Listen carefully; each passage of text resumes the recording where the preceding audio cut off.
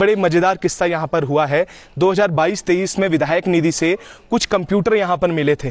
Computer तो मिल गए, 3 computer मिले थे और 3 कंप्यूटर के हालात ये थे। चतुर्वेदी जी, कभी चले हैं वो कंप्यूटर? नहीं चल पाए, वो ऑन ही नहीं हुए। ऑन ही नहीं हुए। तो वो आप देख सकते हैं कि ये हालात है पहाड़ों में। हाँ, और जिनके पास पैसा है वो तो अपने बच्चे ले गए नीचे पढ़ाने के लिए। जिनके माँ बाप के पास पैसा नहीं है उन्हीं के बच्चे हैं यहाँ पर, और वो भी फिर जब उनके पास पैसा नहीं तो फीस कहाँ से देंगे, और वो फीस नहीं दे पाएंगे तो कैसे चलेगा आगे को। तो सरकार से हमारी यही विनती है कि हमारे बारे में भी सोचा जाए और हमारे बच्चों के बारे में भी सोचा जाए जो हमारे। नमस्कार, मैं अमित गोदियाल और आप देख रहे हैं उत्तराखंड हलचल। जैसा कि आपको मालूम है कि पहाड़ के जो कुमाऊं क्षेत्र में हम लोग मौजूद हैं और जिला पंचायतों में और पहाड़ों में जो अलग अलग गांव हैं उनमें क्या समस्याएं हैं वो भी आपको दिखा रहे हैं। शिक्षा को लेकर लगातार पहाड़ों में बात होती रहती है, पर शिक्षा के हालात पहाड़ों में क्या हैं उसको भी आज हम आपको दिखाते हैं। आज हम एक शासकीय विद्यालय में हैं जिसका नाम आप पीछे पढ़ सकते हैं, इंटर कॉलेज चित्रकूट, क्षेत्र श्यालदे, जिला अल्मोड़ा। मैं आपको बता दूं आज शासकीय विद्यालयों के हालात क्या हैं, ये जो इंटर कॉलेज है ये कैसे चल रहा है, क्या व्यवस्थाएं हैं, आप सुनकर खुद हैरान होंगे। हमारे साथ मैनेजमेंट के जो मैनेजर हैं प्रताप सिंह जी भी मौजूद हैं।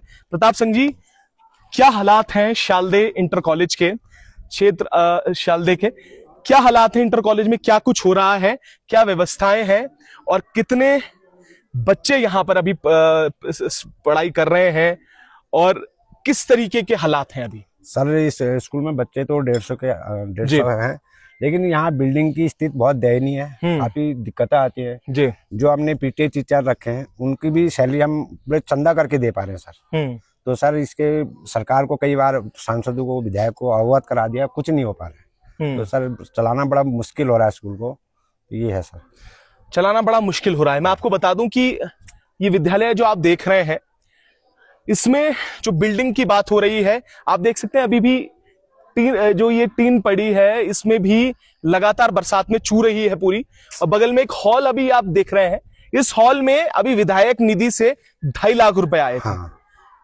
तो 2.5 लाख रुपए में ये छत बनी है केवल? सर वे उनके विधायक के जो अपने वो होते हैं उनने करवाया है। तो हमें तो उनने ये पुताई भी बाद में करी, जब हमने प्रेशर डाला कि पुताई तो कर दो कम से कम, तब जाके पुताई हुई है। तो 2.5 लाख रुपए में बस उन्होंने यही करा सर। हाँ, ये लेंटर डाला था, लेंटर डाला खाली, बस थोड़ा ये बीम डाले हैं और लेंटर डाला है, साइड में बीम भी डाले हैं, बस यही काम हो सर। आपको बता दें कि हालात कुछ ऐसे हैं कि शिक्षक यहाँ पर 11 लोगों की नियुक्ति होनी थी, 11 लोगों की जरूरत यहाँ पर थी, पर उसके विपरीत यहाँ पर 2 ही स्थायी टीचर्स रखे गए हैं। 2 ही हैं सर, 2 ही स्थायी टीचर्स हैं। और जो व्यवस्था की जाती है टीचर्स की, वो भी जो ग्रांट मिलना चाहिए था वो ग्रांट नहीं मिलता। एक चंदा का सिस्टम किया जाता है, चंदा लिया जाता है लोगों से और तब उन टीचर्स को दिया जाता है। आपको बता दूं कि 2016 से पहले और 2016 तक 300-350 की यहाँ पर स्ट्रेंथ थी बच्चों की, पर ये जो मूलभूत सुविधाएं जो स्कूल में मिलनी चाहिए उससे वंचित होके लगातार जो स्ट्रेंथ है वो 150 में आ गई है। पर ये एक मात्र विद्यालय है, आज शासकीय विद्यालय, जिस पर स्ट्रेंथ लगातार बनी हुई है और 150 जो बच्चे हैं अब भी यहाँ पर पढ़ रहे हैं। अब सवाल यहाँ पर यह है कि सरकारों को लगातार चेताया है, लगातार पत्राचार किया है, जैसे मैनेजर साहब ने बताया, और प्रधानाचार्य महोदय भी यहाँ पर हैं, उनसे भी बात करके उनसे भी जानेंगे कि उनका क्या कहना है। क्योंकि सबसे बड़ी बात है कि बहुत सारी पीड़ाएं उनके मन में भी है जिसको लेकर वो लगातार जाते हैं। हमारे साथ प्रधानाचार्य प्रभारी हैं जिनका नाम चतुर्वेदी जी है। चतुर्वेदी जी, स्कूल में हालात तो जैसा मैनेजर साहब ने कहा, आप तो व्यवस्थाओं से और संसाधनों से जूझ रहे हैं, क्या कहेंगे, क्या हालात हैं सीधे तौर पे? बच्चों पे क्या इम्पैक्ट पड़ रहा है इसका, अभिभावकों पे क्या इसका इम्पैक्ट है? मैं सर्वप्रथम तो अपने हलचल न्यूज चैनल, जो कि आज बहुत दूर हमारे देहरादून से चल करके हमारे इंटर कॉलेज चित्रकूट में तक पहुंचे हुए हैं, मैं हलचल न्यूज चैनल का बहुत बहुत आभारी हूं और बहुत बहुत धन्यवाद करना चाहता हूं। आज कारगिल विजय दिवस के शुभ अवसर पर आज आप हमारे इस मां सरस्वती के प्रांगण में पहुंचे हुए हैं, तो मैं आपका और आपकी पूरी टीम का बहुत बहुत धन्यवाद करूंगा। जैसा कि आपने पूछा कि विद्यालय की व्यवस्थाएं, महोदय, यह संस्था जो है सन 1980 से चली आ रही है। 1987 में जूनियर स्तर की ग्रांट मिली जी। 1994 में हाई स्कूल स्तर पर वृत्तिविहीन मान्यता ली गई जी, जो 2016 में जाके ग्रांट के रूप में तब्दील हुई। ठीक है। और हमारे जो इंटर स्तर की मान्यता है वह 2009-10 में मिली। जब 2009-10 में उस समय हमारे वहाँ 465 छात्र छात्राएं हुआ करती थी। 2015-16 में हमें हाई स्कूल की ग्रांट मिली, तो उस समय भी हमारी 350 से ऊपर छात्र संख्या थी। लेकिन हुआ दुर्भाग्य, हम कहें कि उस समय हमारे जूनियर का स्टाफ हमारे साथ था, जिसमें 5 स्थायी कर्मचारी जूनियर के टीचर्स के रूप में थे, प्रधानाध्यापक थे और 2 4th क्लास थे, 1 बाबू थे, जो कि 2020 में आने तक सब सेवानिवृत्त हो गए। लेकिन तब से अब हम खुद ही दुर्भाग्यशाली हैं या सरकार या विभाग द्वारा बिल्कुल अनदेखी की जा रही है कि हमारे जो जूनियर स्तर के पद हैं, LT के पद हैं, इंटर स्तर तो हमारा वित्तविहीन है, लेकिन उन पदों को भी भरने की हमें अनुमति नहीं दी गई। जबकि हमने कई बार पत्राचार 2018 में, 2019 में, 2020 में, 2021 में लगातार फाइल प्रेषित की अपने विभाग को कि हमें अनुमति दे दीजिए, लेकिन अनुमति हमें आज तक भी उन पदों के विज्ञापन के लिए नहीं मिल पाई। और जहां तक सवाल है कि 2023 से तो रुका हुआ है, लेकिन व्यवस्था हमारे वर्तमान में संस्था में जो है कि हम केवल स्थायी कर्मचारी 2 हैं। 2 ही चौपरासी से लेकर के बाबू से लेकर के प्रधानाचार्य के काम को विभागीय तौर पर कर रहे हैं, लेकिन हमारे संस्था को चलाने के लिए जो हमारे साथ 6 PTA अध्यापक के रूप में है, जो कोई 2014 से, कोई 15 से, कोई 16 से लगातार 8-10 सालों से हमारे बीच में काम कर रहे हैं। लेकिन दुर्भाग्य यह है कि उन्हें भी कोई सरकारी मानदेय नहीं प्राप्त हो पा रहा है। जिससे कि हमने लड़ाई बहुत लड़ी है, वह खुद अपने लिए लड़ रहे हैं, लेकिन उस पर भी सरकार का ध्यान आकर्षित नहीं हो रहा है, जो कि बहुत बड़ी पीड़ादायक बात है। सरकारी, जहां तक हमें सरकारी व्यवस्थाओं के बारे में, हमारी सरकार के द्वारा जो भी योजनाएं चलाई जाती हैं वो शासकीय विद्यालय के छात्रों को उससे वंचित किया जाता है। वो सबसे बड़ी पीड़ा है। ग्रांट नहीं हो तो कम से कम छात्र छात्राओं को तो सरकारी जो व्यवस्थाएं हैं या सरकारी जो ग्रांट है वो दी जाए, जिससे कि छात्र छात्राओं का हित हो सके। छात्रों के हित जब तक नहीं है तब तक सब कुछ बेकार है, क्योंकि यह विद्यालय जो है दूरस्थ क्षेत्रों में है। आप देखेंगे कि आप आगे जाएंगे तो ये बिल्कुल पौड़ी का बॉर्डर है, बिल्कुल, और अल्मोड़ा का बॉर्डर है, बिल्कुल बीच में है हम। बहुत दूर क्षेत्र है। अल्मोड़ा हमारे यहाँ से 175 किलोमीटर होता है, वैसी पौड़ी 200 किलोमीटर होता है। हम ऐसी स्थिति में है सर। तो ऐसी स्थिति में भी हम कई बार जब सरकार या विभाग के पास जाते हैं, लेकिन कोई भी प्रत्युत्तर हमें नहीं मिल पाता, जिस कारण हम निराश होकर के बैठे हुए हैं। लेकिन जहां तक मैं आपको बताऊं कि हम छात्र छात्राओं के पूरी तरह से, हमारे चाहे PTA अध्यापक हो चाहे हम हो, पूरी तरह से लगनशील हैं, कार्य कर रहे हैं, लेकिन कब तक कर पाएंगे? ये बात मैं अपने हलचल न्यूज के माध्यम से सरकार तक और विभाग तक भी पहुंचाने की कोशिश करूंगा कि आप इसको जरूर पहुंचाएं कि इस तरह से ये पहाड़ी क्षेत्रों में जहां गरीब मजदूर निम्न तबके के लोग, उन्हीं के बच्चे पढ़ रहे हैं, जो सर्विस क्लास है, जो अन्य है, उनके बच्चे तो बाहर पढ़े हैं, बिल्कुल, लेकिन उनके लिए अगर हम कहें तो हम कुछ भी नहीं है हमारे पास। अभी मैं आपको एक चीज और बता देता हूँ। एक वीडियो हमने पहले भी उत्तरकाशी की दिखाई थी, जिसमें बच्चे पानी भर के आ रहे थे। अब यहाँ पर मैं आपको बताना चाहूंगा कि पहाड़ों में हालात क्या हैं। मिड डे मील सर मिलता है, शायद एक योजना है सरकार की जी सर, जो यहाँ पर मिलती है सर। बुक्स भी मिलते हैं, बुक्स पे मिलते हैं, ठीक है। हाँ सर। दूसरा, यहाँ पर जैसा चतुर्वेदी जी आपने कहा कि बच्चों से पानी, क्योंकि पानी की व्यवस्था नहीं है, लगातार आपने पत्राचार किया। जी सर, जी सर। तो क्या कहा विभाग वालों ने? क्या विभाग की तरफ से बस कुछ नहीं। मैं फरवरी से अभी तक हमारी स्कूल में 2 योजनाएं हैं, लेकिन पानी नहीं आया।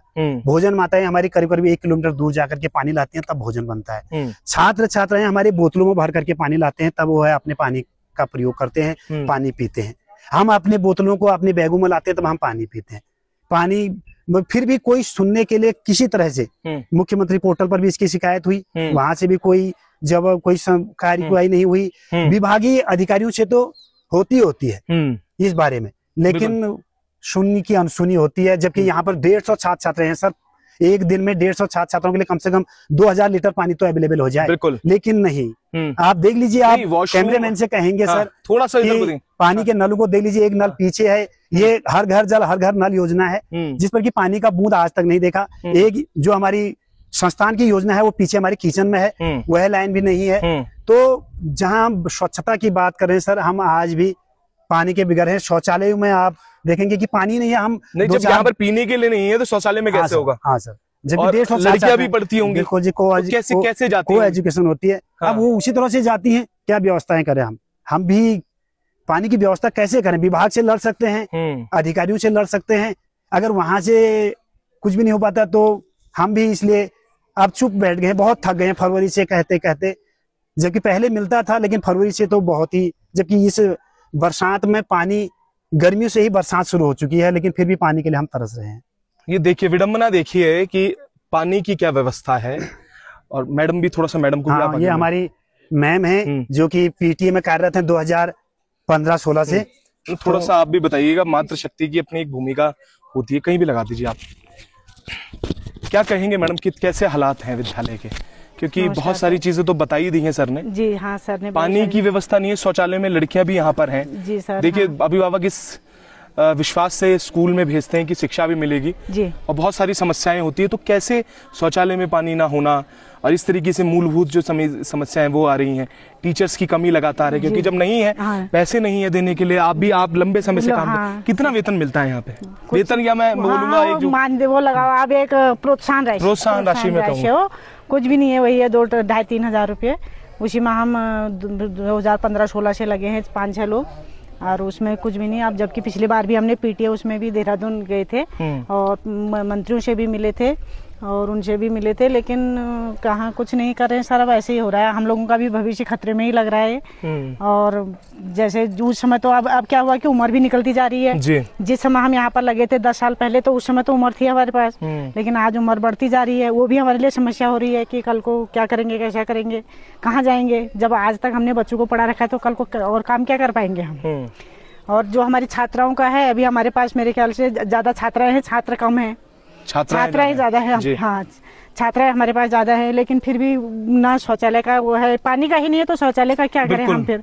वैसे ही लड़कों का है, लड़के भी कह रहे हैं कि वह हमारे उस पर दरवाजे नहीं है, वो नहीं है। तो अभी ऐसे ही बात करे थे, वो भी हमारे लिए दिक्कत ही है, माने हर समय हर चीज पर दिक्कत ही है हम लोगों के लिए यहाँ पर। हाँ, और जिनके पास पैसा है वो तो अपने बच्चे ले गए नीचे पढ़ाने के लिए, जिनके माँ बाप के पास पैसा नहीं है उन्हीं के बच्चे हैं यहाँ पर। और वो भी फिर जब उनके पास पैसा नहीं तो फीस कहाँ से देंगे, और वो फीस नहीं दे पाएंगे तो कैसे चलेगा आगे को। तो सरकार से हमारी यही विनती है कि हमारे बारे में भी सोचा जाए और हमारे बच्चों के बारे में भी सोचा जाए, जो हमारे इन पहाड़ों में रह रहे हैं। पलायन रोकेंगे तो कैसे रोकेंगे? वो बिल्कुल कह रहे हैं कि हम पलायन रोकेंगे, तो कैसे रोकेंगे पलायन? जब तक हमें यहाँ पर स्वास्थ्य, शिक्षा, सबसे 2 चीजें तो बहुत जरूरी है ना। शिक्षा अच्छी हो, बच्चे की स्वास्थ्य अच्छा हो, तभी तो बच्चा कुछ करेगा आगे को, आने वाले भविष्य में। तो यही सर मैं यही कहना चाहती हूँ कि हम लोगों के लिए भी तो बहुत ही विकट समस्या आ रही है। अब हमारे साथ से मैं हूँ, मेरे साथ और टीचर लोग हैं। अब सबके भविष्य के बारे में हो रहा है कि आखिर आगे जाके हम क्या करेंगे। बिल्कुल, हमने विधायक जी से भी कहा, कितनी बार वहाँ चले गए, पिछली बार देहरादून उसमें भी गए, हड़ताल में 76 दिन की हड़ताल चली, लेकिन कुछ भी सुनवाई नहीं हुई उसके बाद। अब देखिए पीड़ा ये है कि एक बात जो मैम ने कही कि जिनके पास पैसे हैं या जिनके पास व्यवस्थाएं हैं वो तो पलायन करके देहरादून, हल्द्वानी या शहरों में चले गए, पर जो ये बच्चे हैं ये वो लोग हैं जो खेती बाड़ी करते हैं, जो किसान के बच्चे हैं, जो आसपास लोग जो दिहाड़ी मजदूरी करते हैं उनके बच्चे हैं। अब सवाल यहाँ पर ये है, एक तरफ तो भविष्य टीचरों का है जो लगातार संकट में है, और दूसरी तरफ उन विद्यार्थियों का जो यहाँ पाठन कर रहे हैं। सवाल यहाँ पर यह है कि शिक्षा का स्तर क्या होगा, जो मैडम यहाँ पर बड़ी मुश्किल से, क्योंकि कई इस बार समस्याएं भी होती हैं, घरों में भी बहुत सारी समस्या होती है, नहीं आना होता, छुट्टी पे चले जाते हैं। जी सर, जी तो उस समय क्या होता होगा, कैसे किस तरीके की व्यवस्थाएं होती होंगी, इस पे भी बड़ा संकट है। हाँ। शौचालय आपने देखा, और एक बड़े मजेदार किस्सा यहाँ पर हुआ है। 2022-23 में विधायक निधि से कुछ कंप्यूटर यहाँ पर मिले थे। कंप्यूटर तो मिल गए, 3 कंप्यूटर मिले थे, और 3 कंप्यूटर के हालात ये थे, चतुर्वेदी जी कभी चले हैं वो कंप्यूटर? नहीं चल पाए, वो ऑन ही नहीं हुए। ऑन ही नहीं हुए। तो वो आप देख सकते हैं कि ये हालात हैं पहाड़ों में। अधिकारी देहरादून में बैठकर सचिवालय में सारे ऑर्डर निकालते हैं, पर यहाँ पर जब हम आते हैं ग्राउंड जीरो की स्थिति ये है कि शौचालय नहीं है, कहाँ छात्राएं जाएंगी शौच के लिए वो व्यवस्था नहीं है। हम लगातार बात कर रहे हैं कि सुरक्षा, महिला सुरक्षा की और शौचालयों की जो हम बात कर रहे हैं, वहां पर हालात क्या हैं ये देख सकते हैं। उसके बाद किस तरीके के शिक्षा का स्तर है वो आपको हमने बताया। और ये यही विद्यालय नहीं है, ये आज शासकीय की कहानी है और ये पूरी दास्तां है। ये पूरे उत्तराखंड में जो दूरस्थ क्षेत्र के जो आज शासकीय विद्यालय हैं वो ये दंश झेल रहे हैं।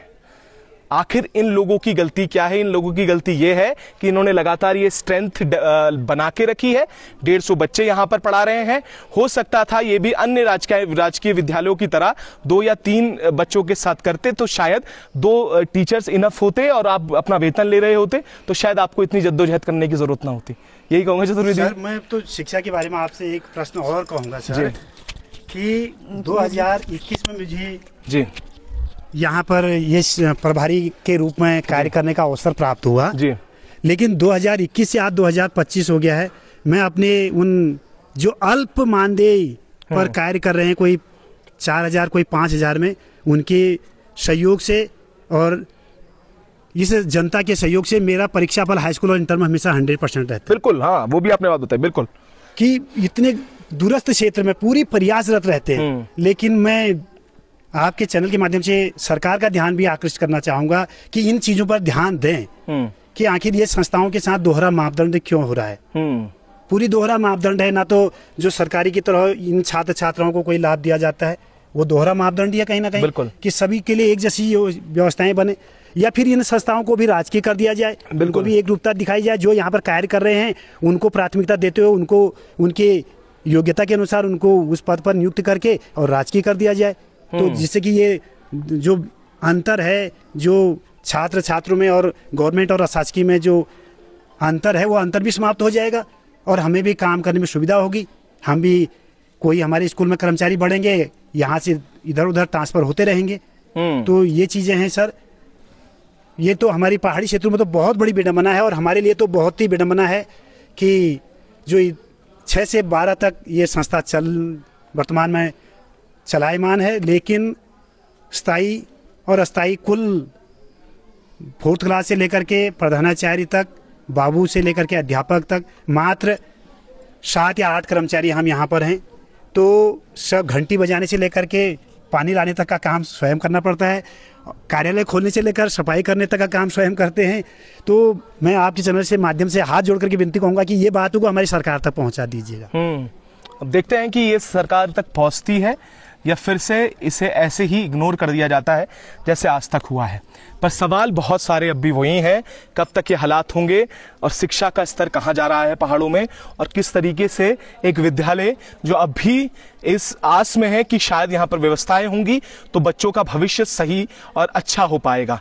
और आप देखिए कि शिक्षा के लिए भी जो आम जनमानस है वो प्रयास कर रहा है, चंदा दे रहा है और फिर अपने बच्चों को यहाँ पर भेजकर शिक्षा ग्रहण करा रहा है।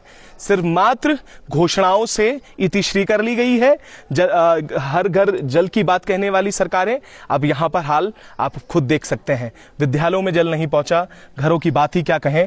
और जल जीवन मिशन जिसका लगातार सपना प्रधानमंत्री जी देख रहे हैं और मुख्यमंत्री जी देख रहे हैं, हालात क्या है आपके सामने आप रख रहे हैं। अब आपको ये फैसला लेना है कि आगे क्या होगा, उत्तराखंड का भविष्य किस तरफ जा रहा है।